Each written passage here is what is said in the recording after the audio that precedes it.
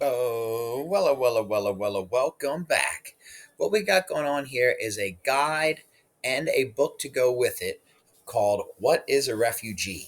And this allows us to track the stories of others, to track our own story, and to enjoy basically what our shared terminology should be. So let's get into it.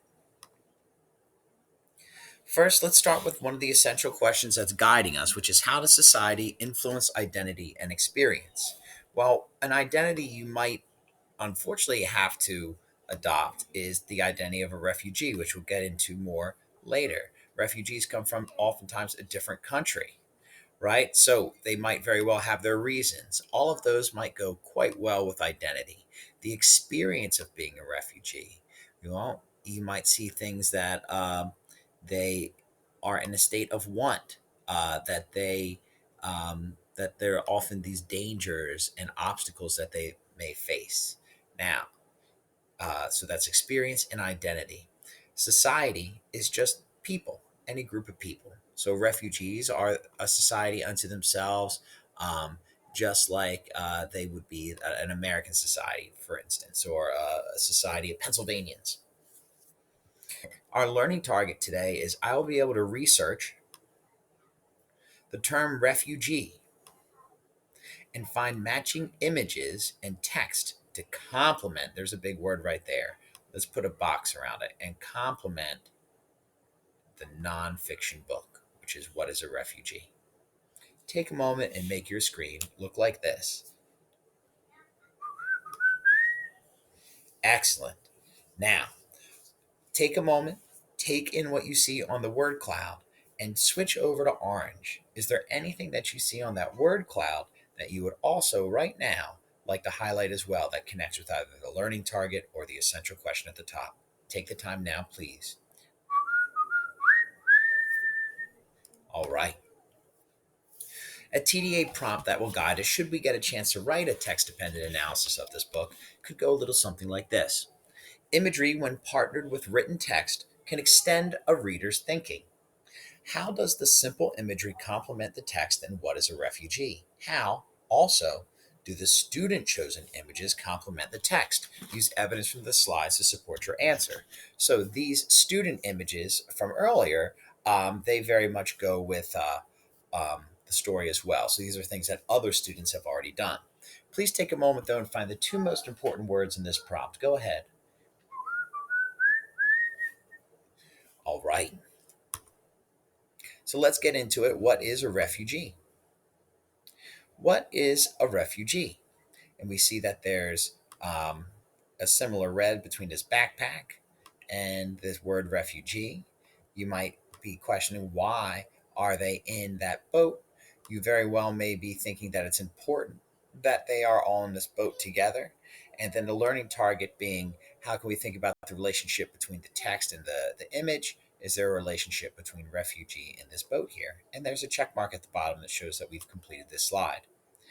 So, what students will do or have done is they would insert their own imagery there. So, what would that look like here? Well, first you would go to Google, google.com. Once there, you might search the text in Google. What is a refugee? So, just take the words that you see there, put it into Google, and search.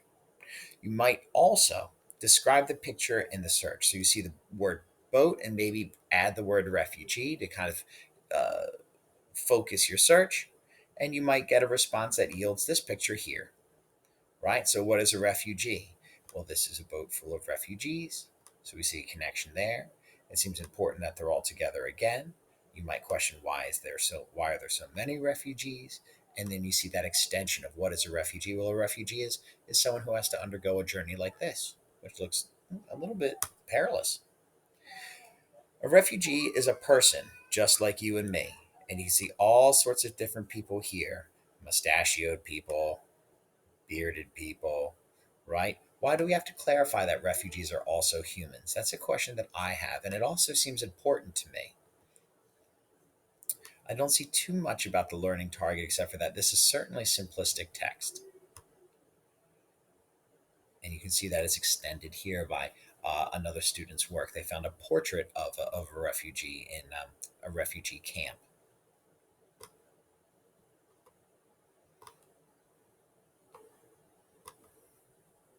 Refugees had to flee their country because they were in danger. What sort of danger is occurring over here? I'm wondering. Um, where my question is, where might also be the mom? I see that we have different hair colors. Are these individuals in a family, or are they just a group of individuals like a found family?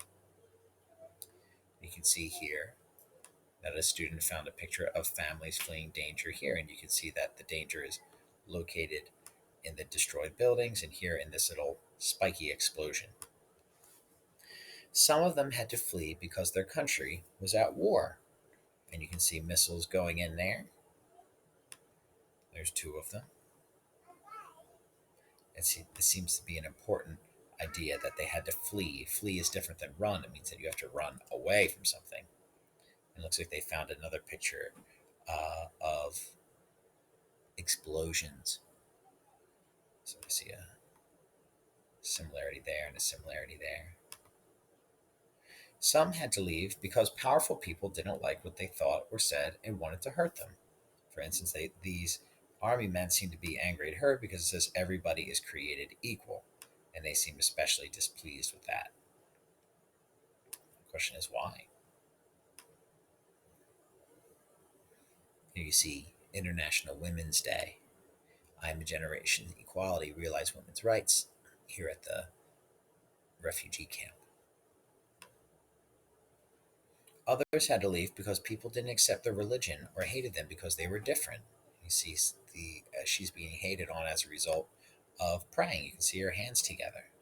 You can see that they're stoning her, which reminds me of a religious story.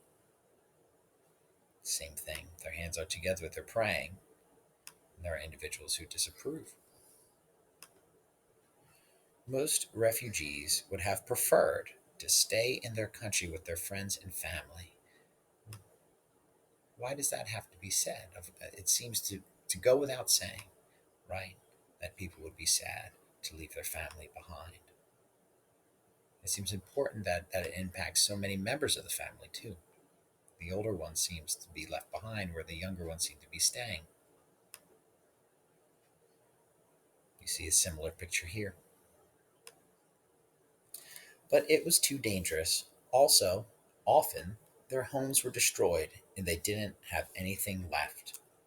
Right? This is presumably their home that is destroyed.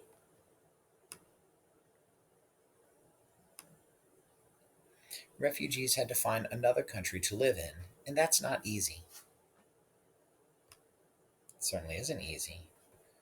I think it's important that we see this connection to a boat again.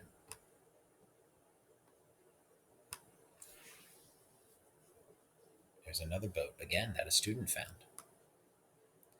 There are countries that don't want to welcome more refugees. Things like keep out and erecting large fences. Here's one here in America. While they were waiting for a new country to welcome them, many refugees had to stay in camps where life was hard. I see that life is particularly hard because it's so crowded. Look at that combination of houses back there, thick with people. There's a real life one. Looks very similar. Refugees were lucky if they could find a country where they could live a normal life and do normal things like go to school and make friends. Here's a school. Work. Live in peace and safety, which seems to be the most important piece there. Here's a school I recognize.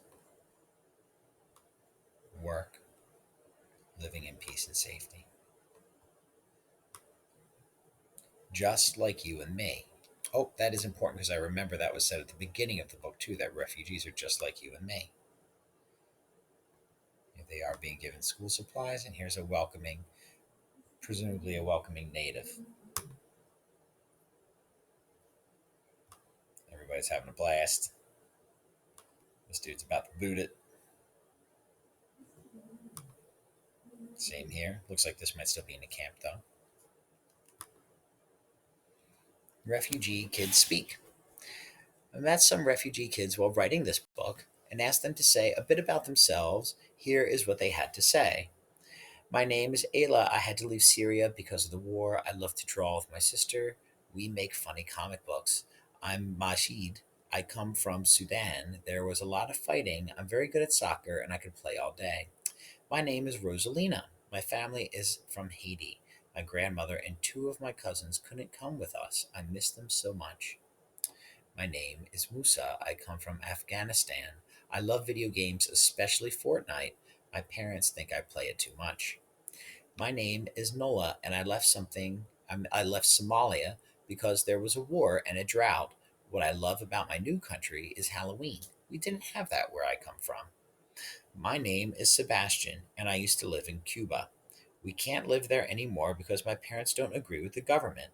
I want to be a veterinarian when I grow up because I love animals. Hmm.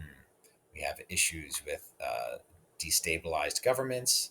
I wonder what is destabilizing the government in Cuba. I wonder what destabilized the government in Afghanistan. I wonder what might have destabilized the government um, in Haiti.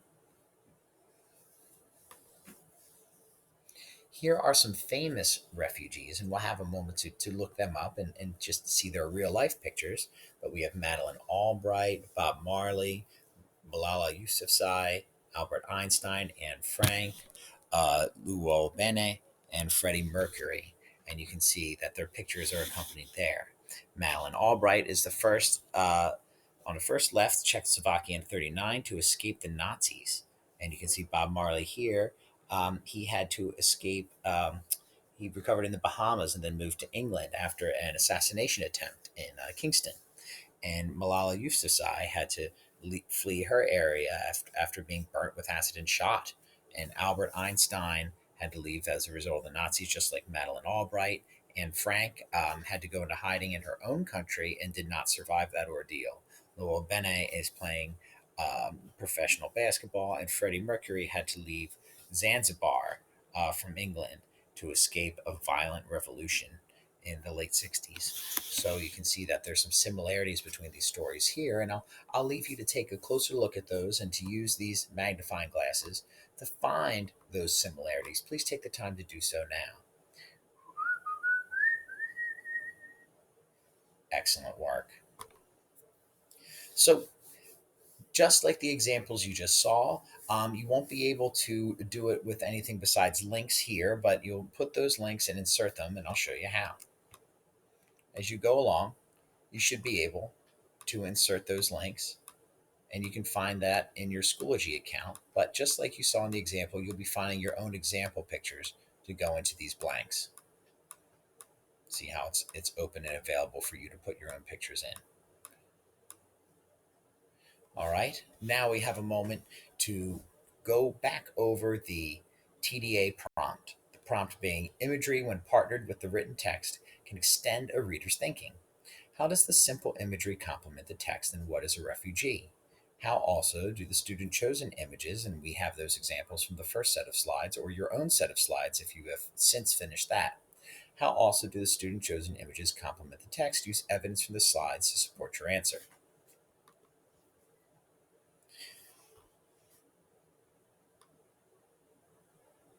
All right. And here's an example paragraph that you might be able to use as a guide. Please annotate it along with me. Prompt up top. Let's switch over to mustard yellow.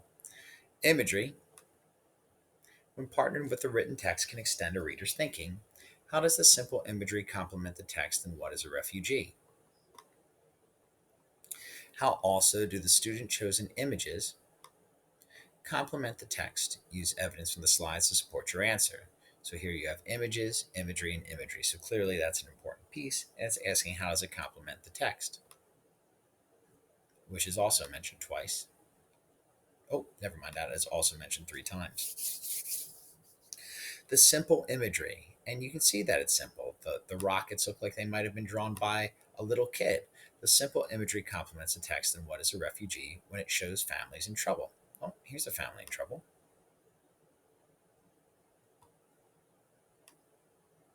Let's switch to orange. Many Americans do not know a lot of refugees. Sometimes, when they see them on television or YouTube, they do not always show families. Early on in the book, when it reads, Refugees had to flee their country because they are in danger, there's a picture of a family holding hands. Or at least these two are. And running away. This picture shows that families are in trouble in their home country. If the reader can see families in cartoon form or in picture like assignment, then maybe refugees will be viewed as deserving more protection. They certainly don't seem to be enjoying much protection here, or they're being barred from entry to this particular country. This important strategy to make refugees like the families or students who are reading this book works well and makes for a powerful book to read. And you can see that there's this similarity between family enjoying their night together and here, families, students. Excellent. Go ahead and please make your screen look similar to the screen on the board. All right. Now I'd like you to respond to the prompt on your own. Occasionally you'll have to go back into the story. Occasionally you have to look at what you or a partner or your group put together. But what you'll be doing consistently is writing to this prompt here. Answering these two questions: how does a simple imagery complement the text, and what is a refugee? And how do the student chosen images complement the text? You'll be putting your answers there, and then you'll be using this to give yourself a little grade. How did you do on each part of this TDA rubric from the state of Pennsylvania? I wish you good luck. Good luck.